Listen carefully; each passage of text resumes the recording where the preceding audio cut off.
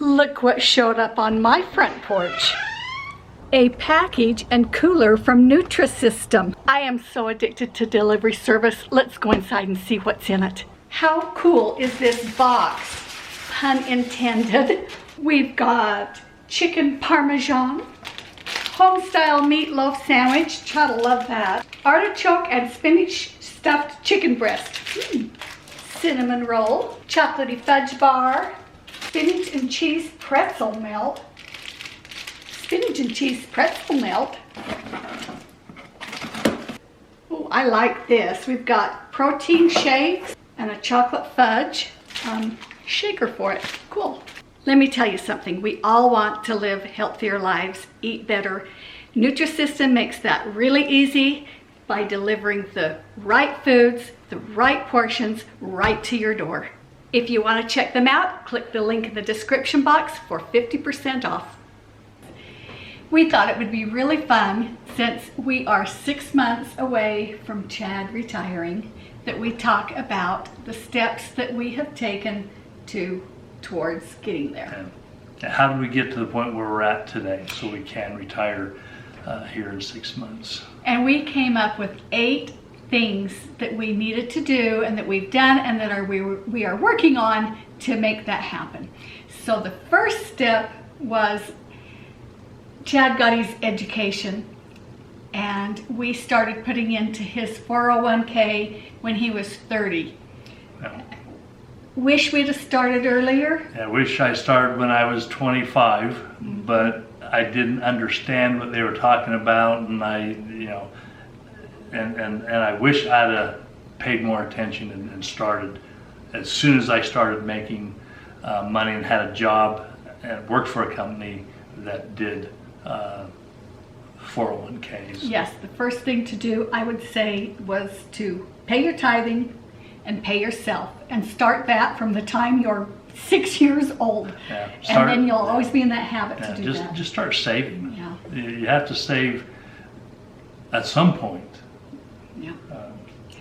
Okay, number 2, we raised a family, and that was priority, and it was not easy to put money into retirement, but we also knew even back then that when we retired, and we were thinking around 60, weren't you, back then, that we wanted our house paid for, and so we just paid a little extra on our home as we went along, and we did get that paid for, and that is a huge relief. Yeah, I mean, it's a sacrifice when you're having children and trying to save. You want the best and you want to give your children everything, but that's not always the best thing for your children either. No, it isn't, and it's really tempting to want to refinance and take that money and go do fun things. And that's the nice thing about putting it in a 401k, is that you're putting it in there and you can get to it under certain circumstances, but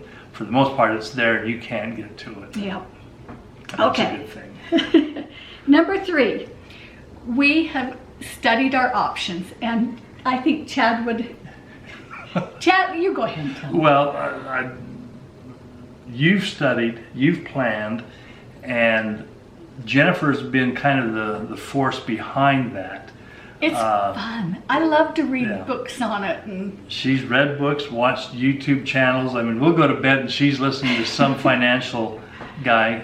And I agree with some and some I don't. Yeah, and you really need to, and I hate saying do your research, because you just Google it, or, but you really need to understand, what are your different options for going into retirement. Social Security, study your Social Security. That's a big one. Study your pensions. When you're putting into your 401k, do you put it into pre-tax or after-tax? I wish now I'd have put most of mine into after-tax, into the Roth options, but those options weren't there until here just the last 8-9 years. So. We have gone to several different financial advisors over the years, and they were helpful at that particular time. Yep. Yeah. So. And if they start losing their worth, if they're not helping you plan for the next step or the next stages in your life or for retirement. You know, we've changed our advisors a couple times. It's not easy, but it's your money and you want it to be working for you. Yeah. Okay. The other thing that I've done a lot of, we've always budgeted our you've budgeted right down to the dollar. And so you have to think about that for retirement. You're budgeting clothing, food, house payment, utilities, car payments, you know, just all of the different debts and different things that we have over the years. You're planning that. I liked the Dave Ramsey. It really hasn't been all that long ago that we got into him. I don't know, 10 years. But I really liked his baby steps. I liked what he taught because he was teaching the same thing that we'd already known was right from our church. Yeah. And so I thought, well, okay. So we really buckled down when we got reading his book and got some things cleaned up. But I think you sidestepped just for a minute there, but you were talking about planning your budgets. You also have to plan your budget for your retirement. You're going to have expenses and fixed costs in your retirement, and you're going to want to know exactly how you're going to pay for those property taxes, for your home, your cars, your just the things that the utilities, your insurance premiums. How are you going to pay for those? And we have several different revenue streams that we're going to be pulling from: pensions, retirement, Roths, and different investments. And so where each of those streams would come from, how will that pay for your and some of them are just little streams. His pension's just little, but it'll cover, I figured it will cover our insurances, so that's a big deal. So that was number 4. Okay. Planning long-term budgets. Number 5 is we want to have reliable transportation going into retirement and for our retirement years. We knew several years ago, we started planning on, okay, how long are we going to keep the car? When do we want to buy our truck? And so that was all planned for. So when we got into the stage that we're in now, we're set. We don't have to go into retirement with a car that's not very reliable and have to replace it. So we kept some of our other cars a lot longer than we normally would have liked to, because we wanted to wait until just before he retired to purchase another new car. Yeah, we had a Honda Accord that we wrecked. I don't know if you remember that video or not. Sad. That was unplanned. We weren't going to sell that until about right now. We were planning on selling it this year, but we wrecked it. So we replaced it with an older car that I wouldn't have normally bought, but I knew we only needed to keep that replacement car for a year or 2 or 3. And so we sold that here and replaced it with our retirement car.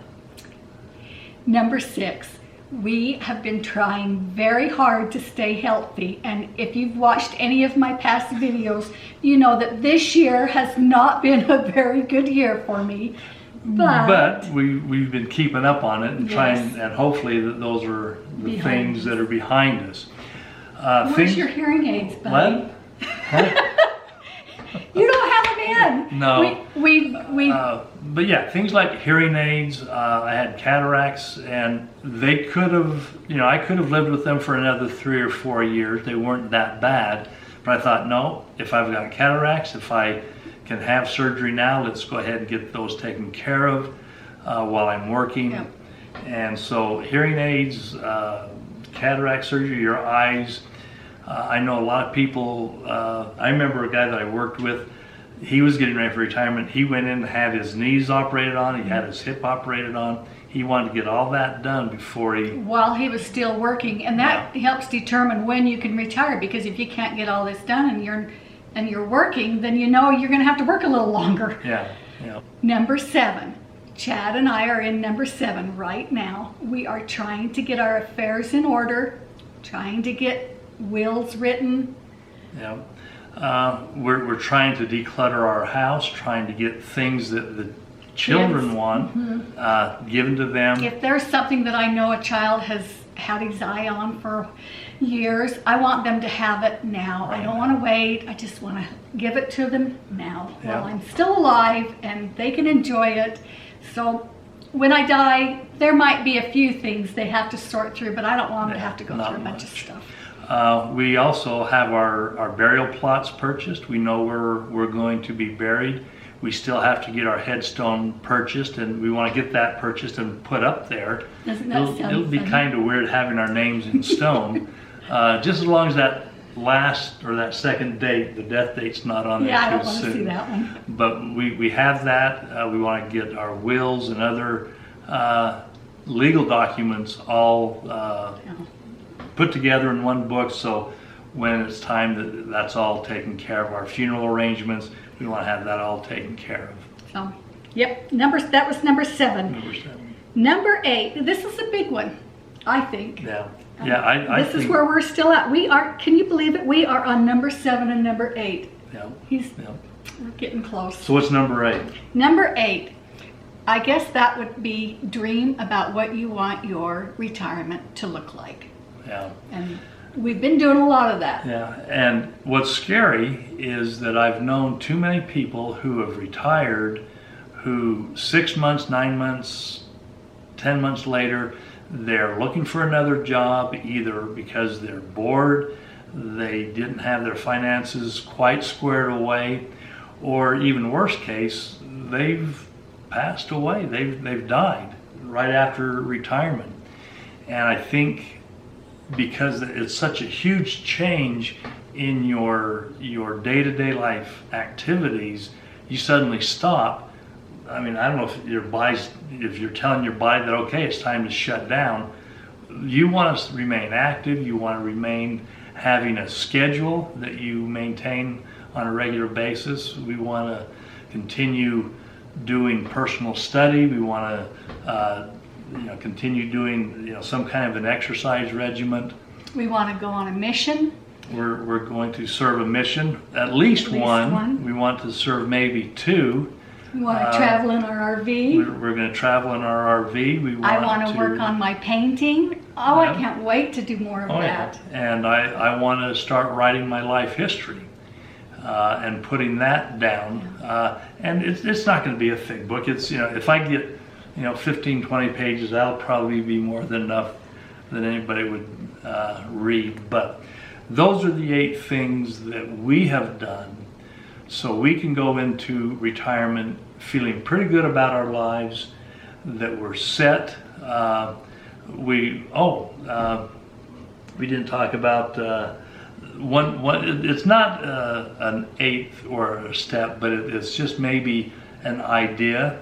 Is that I've heard some people talk about they want to get a side hustle in place, turning your hobby into some kind of a revenue stream. We talked a little bit about different revenue streams.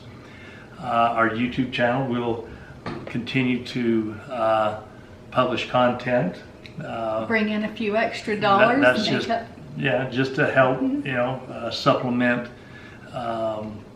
We kind of fell into that because of our children. Yeah, I think this here is going to be a lot funner doing this together when we get into retirement, where I'm a little bit more engaged with the filming. And doing YouTubes is not quite as easy as a lot of people might think that it is. But we'll leave that at that. Yeah. But it's something that if you want to figure out some way to work at a golf course to supplement your golfing, or work at a fishing shop to supplement your fishing hobbies. Just some kind of a side hustle that makes your time, your finances, and other things a little bit easier to deal with in retirement. But I think we're pretty well set and ready to go, don't you? Yeah, the light's flashing. Oh yeah, the battery light's flashing. Okay. We will leave it at that. I hope you enjoyed today's video and give it a thumbs up. Yeah, and if we've missed something important that you think is pretty critical, leave it in the comment down below and let us know. We love you guys. Yep. Thanks for watching. Bye-bye.